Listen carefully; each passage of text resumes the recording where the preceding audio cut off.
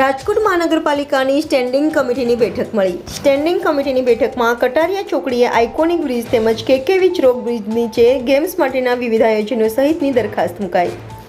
Standing કમિટીની બેઠકમાં 67 દરખાસ્તને મળી બહાલી. શહેરના 18 વોર્ડમાં નવા રોડ, નવા બ્રિજ સહિતની દરખાસ્તો મૂકવામાં આવી હતી, જે મંજૂર કરાઈ હતી. જયમીન ઠાકોર. સ્ટેન્ડિંગ કમિટીની બેઠકમાં 216 કરોડથી વધુના વિકાસ કાર્યોને મળી મંજૂરી. કટારિયા ચોકડીએ અંદાજિત 167 કરોડના ખર્ચે કેબલ બ્રિજ બનાવવાની દરખાસ્તને મળી મંજૂરી. કેકેવી ચોક બ્રિજની નીચે ગેમ સાથે જ ટ્રાફિકની સમસ્યા ન થાય તે માટે પેન પાર્ક માટે પણ વ્યવસ્થા તૈયાર કરવામાં આવશે. જયમીન ઠાકર. ગુજરાતનો પહેલો આઇકોનિક બ્રિજ રાજકોટમાં બનશે. આઇકોનિક બ્રિજની ડિઝાઇન આવી સામે. રિપોર્ટર ભરત ભડવા સાથે રોહિત ભોજાણી, ઇન્ડિયા 24 ન્યૂઝ, રાજકોટ. ભાઈ, સ્ટેન્ડિંગ કમિટીની બેઠક આજે મળી હતી. કેટલા વિકાસ કામો અને કેટલા રૂપિયાની કિંમત? આજરોજ રાજકોટ મ્યુનિસિપલ કોર્પોરેશનની સ્ટેન્ડિંગ કમિટીની બેઠક હતી. ભારતીય જનતા પાર્ટીના સર્વે કોર્પોરેટરની સંકલન બેઠકની અંદર આજે કુલ 67 દરખાસ્તો હતી. એ 67 દરખાસ્તો આજે સ્ટેન્ડિંગ કમિટીની બેઠકની અંદર મંજૂર કરવામાં આવી છે.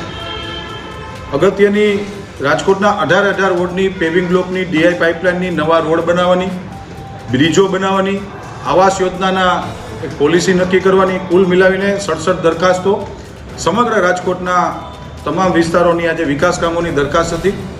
આજની સ્ટેન્ડિંગ કમિટીમાં 2 અબજ 16 કરોડ 3,37,833 રૂપિયાની એટલે કે 216 કરોડની માતબર રકમની આજે સ્ટેન્ડિંગ કમિટી રાજકોટની જનતાના વિકાસ કામો માટે, રાજકોટ શહેરના વિકાસ કામો માટે આજે રાજકોટ મ્યુનિસિપલ કોર્પોરેશનના ભારતીય જનતા પાર્ટીના શાસકોએ આજે મેં લોકોએ મંજૂર કરવામાં આવી છે. અગત્યની દરખાસ્ત, કોઈ પણ સિટી જ્યારે તમારું ડેવલપમેન્ટ થતું હોય ત્યારે એના રોડ, રસ્તા, ફ્લાયઓવર, બ્રિજોની આવનારા સમયની, વર્તમાન સમયની એને માંગ હોય છે.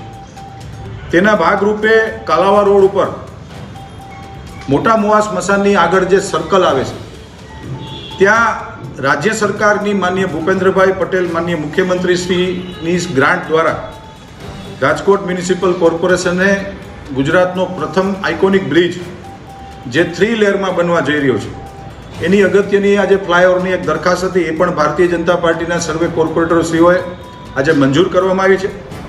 આ ફ્લાયઓવર બ્રિજ 30 મહિનાની અંદર એજન્સીએનું કામ પૂર્ણ કરવાનું રહેશે. 141 કરોડના ખર્ચે રાજકોટ મ્યુનિસિપલ કોર્પોરેશનના મોટા મુવા સ્મશાનની આગળનું જે ચોકડી છે આ સર્કલ ઉપર અમે લોકો બનાવવા જઈ રહ્યા છીએ, જેનું આઇકોનિક બ્રિજ તરીકે બહુ સારું બ્રિજ બનાવવાના છે, જે 3 લેયરમાં આવશે. અંડર બ્રિજ આવશે, પછી મેઇન રોડ આવશે ને એની ઉપર ફ્લાયઓવર બ્રિજ આવે છે. 6 લેન ફ્લાયઓવર બ્રિજ બનાવવાનું આયોજન ભારતીય જનતા પાર્ટીના શાસકોએ નક્કી કર્યું હતું, કારણ કે આખું રાજકોટ છે એ વેસ્ટ સાઇડમાં ડેવલપ થઈ રહ્યું છે. આગળ મેટોડા જીઆઈડીસી છે, આગળ ખીરસરા જીઆઈડીસી છે, દેવગામ જીઆઈડીસી છે. અલગ અલગ 20 લાખ લોકોની કાલાવા રોડ ઉપરની અવરજવરના ધ્યાનમાં રાખીને ટ્રાફિક ન થાય એના માટે આજે બહુ મોટી એક દરખાસ્ત હતી, જેને અમે આજે મંજૂર કરી છે.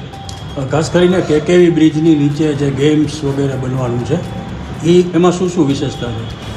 રાજ્ય સરકારની સૂચના મુજબ અમદાવાદ, સુરત, વડોદરા અને રાજકોટ જ્યાં સૌથી વધુ ફ્લાયઓવર બ્રિજો બન્યા છે, આ ફ્લાયઓવર બ્રિજની નીચે એક આધુનિક ગેમ ઝોન, એક અત્યાધુનિક રેસ્ટોરન્ટ, પાર્કિંગ, પછી સ્પોર્ટ્સ સંકુલ, cricket, basketball, box cricket, table tennis, આ પ્રકારનું બ્રિજની નીચેનું જે બ્યુટિફિકેશન કહી શકાય. ખાસ કરીને આપણે જોઈએ છીએ કે બ્રિજની નીચે આમ પડતર જગ્યાઓ હોય છે, ક્યાંક ને ક્યાંક યુરિનલ કરવા પડતા હોય છે, ક્યાંક ને ક્યાંક નાનું મોટું એન્ક્રોચમેન્ટ હોય છે, ગંદકીઓ પણ થતી હોય છે.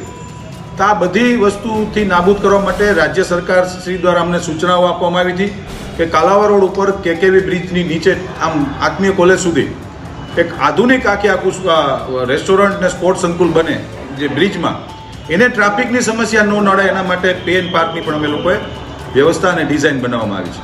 એના માટે કેટલો ખર્ચ છે અને કેટલા સમયમાં થશે? અલગ અલગ ખર્ચની વાત કરું તો કુલ મિલાવીને આખા બ્રિજની નીચેનો ખર્ચ 1 કરોડની આસપાસનો ખર્ચ છે, જેની અલગ અલગ બોક્સ વાઇઝ આખી વ્યવસ્થા, પિલર વાઇઝ વ્યવસ્થા કરીને કુલ 1 કરોડની અંદાજિત ખર્ચમાં આ કામ પૂર્ણ કરવામાં આવશે. ઓકે.